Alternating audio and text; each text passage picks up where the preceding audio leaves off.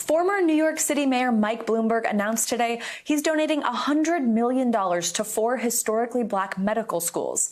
NBC News senior business correspondent Stephanie Rule reports.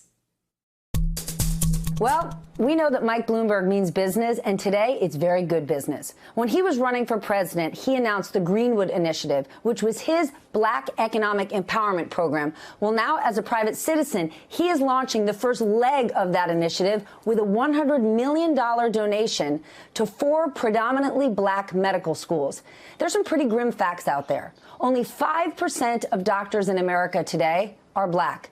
Let's just take a look at COVID. We know that twice as many black people are dying from COVID as are white Americans, as are Asian Americans. Black infant mortality is higher when there aren't black doctors. And so Mike Bloomberg is making this move. $100 million over the next 4 years, that's going to impact over 800 medical school students. Most medical school students are getting out of school with over $250,000 worth of debt.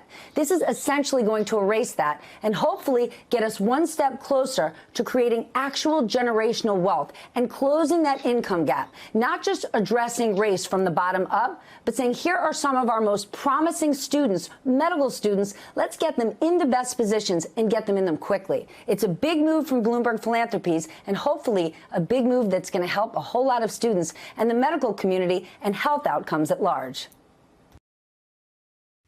Hey, NBC News viewers, thanks for checking out our YouTube channel. Subscribe by clicking on that button down here and click on any of the videos over here to watch the latest interviews, show highlights, and digital exclusives. Thanks for watching.